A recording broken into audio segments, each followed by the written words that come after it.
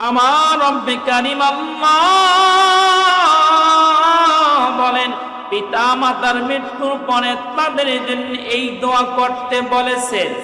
আমার আল্লাহ বলেন, তোমার মা বাবা যদি মৃত্যুবরণ করে, মৃত্যুবরণ করার পরে এই দোয়া করবে। কোন দোয়া? সূরাতুল বনী ইসরাঈলের 24 নং আয়াতে বলে, অকুর রব্বিরহামহুমা কামা রব্বায়ানি সগীরা। আমরা মা বাবার জন্য দোয়া করতে চাই কি চাই না? তাহলে কেন মুখ বন্ধ করলেন? জোরে বলেন। আল্লাহ বলছে, তোমার মা বাবা যদি মারা যায় তাহলে তোমার মা বাবার জন্যই দোয়া করো। কোন দোয়া বলেন? অকুর রব্বিরহামহুমা।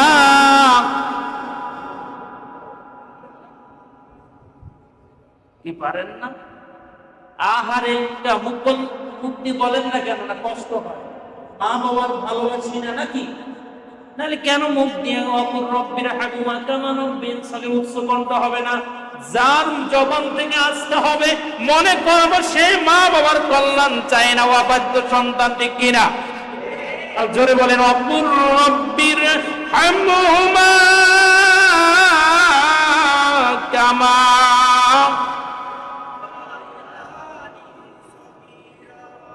এখনো সবাই কয় নাই?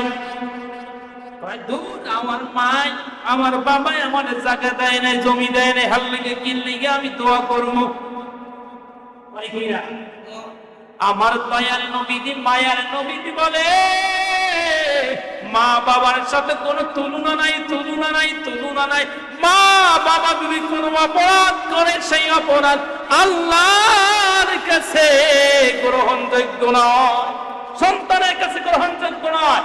মা বাবা যত অপরাধী করুক না কেন, সন্তানের কাছে ওগুলো অপরাধ নয়, ঠিক কিনা বলে? ওগুলা দোয়া, ওগুলা দোয়া। মা বাবার যদি দোয়া থাকে সন্তানের উপর, বাড়ি গাড়ির ব্যবস্থা হয়ে যায়, টাকা পয়সার ব্যবস্থা হয়ে যায়, সম্মান ইজ্জতের ব্যবস্থা হয়ে যায়, ঠিক কিনা বলে? যুবক ভাই, মা বাবার কাছে কিছু আশা করবে না, মা বাবার কাছে একটাই আশা করবে, কিছু দোয়া, ঠিক কিনা?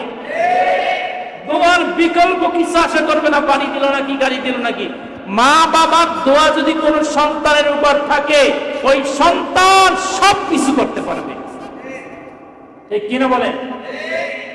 যাই হোক, আসে বন্ধুজন, আমার ভাইরা আমার, আল্লাহ রাব্বুল আলামিন বলেন, মা বাবা যদি তোমার মারা যায়, মা বাবার জন্য দোয়া করবে, রব্বির হামহুমা মা রব্বায়ানি সগীরা। আবার বলেন, রব্বির হামহুমা।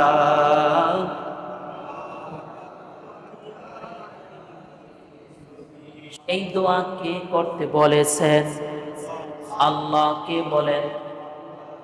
আমার দয়ার আল্লাহ। মায়ার আল্লাহ বলেন, তোমার মা বাবা যদি মারা যায় তাহলে তোমার মা বাবার জন্য এই দোয়া করবে, রব্বির হামহুমা কামা রব্বায়ানি সগীরা। আল্লাহ বলেন, আর বলো, হে আমার প্রতিপালক আল্লাহ, তাদের উভয়ের প্রতি রহম করুন, যেমন তারা আমাদেরকে লালন পালন করিয়েছেন শৈশবে, ছোটবেলায়, সেইভাবে আল্লাহ আপনি আমার মা বাবাকে লালন পালন করুন কবরে। সকলে বলুন আল্লাহুম্মা আমিন। আল্লাহ পাক পিতা মাতার নাজাতের জন্য, তাদের নাজাতের জন্য, পিতা মাতার নাজাতের জন্য দোয়া করতে বলেছেন। সূরাতুন নূহ এর 28 নং আয়াতে বলেন, এতক্ষণ করলাম দোয়া, এখন কইছে আল্লাহ তোমার মা বাবার নাজাতের জন্য দোয়া করো।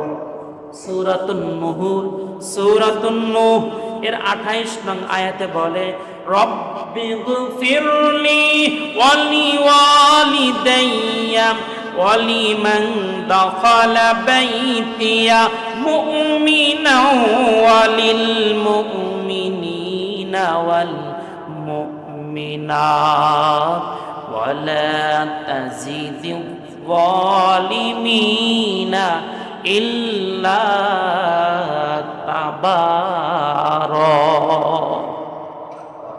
আমার দয়ার আল্লাহ মায়ার আল্লাহ বলেন, হে আমার প্রতিপালক, আমাকে হে আমার প্রতিপালক সন্তান মা বাবার নাজাতের জন্য দোয়া করবে। হে আমার প্রতিপালক, আমাকে আমার পিতা মাতাকে যে আমার ঘরে ঈমানদার হয়ে প্রবেশ করবে তাকে এবং মুমিন নারী পুরুষকে ক্ষমা করুন এবং ধ্বংস ছাড়া আপনি জালিমদের আর কিছুই বাড়িয়ে দিবেন না। আল্লাহ বলেন পিতা মাতার জন্যে মাগফিরাতের দোয়া করো। কয়টা দোয়া গেল? দুইটা। একটা হয়েছে মা বাবার জন্য দোয়া করো, দ্বিতীয় আবার দোয়া গেল মা বাবার নাজাতের জন্য দোয়া করো। এইবার বলে মা বাবার মাগফিরাতের জন্য দোয়া করো। মা বাবার জন্য দোয়া করতে গেলে, মা বাবার জন্য ইসালে সব করতে গেলে, মা বাবার জন্য 4 দিন 10 দিন বা 20 দিন 40 দিন 41 দিন দোয়া করতে গেলে খালি বলে বেদাত বেদাত বেদাত, দাঁতের অভাব নাই, ঠিক কিনা? আল্লাহ রাব্বুল আলামিন কুরআনুল কারীমে অসংখ্য অগণিত জায়গায় বলে মা বাবার জন্য দোয়া করো, মা বাবার নাজাতের জন্য দোয়া করো, মা বাবার মাগফিরাতের জন্য দোয়া করো। সকলে বলেন সুবহানাল্লাহ। আল্লাহ রাব্বুল আলামিন বলেন মা বাবার নাজাতের জন্য দোয়া করো। সূরাতুন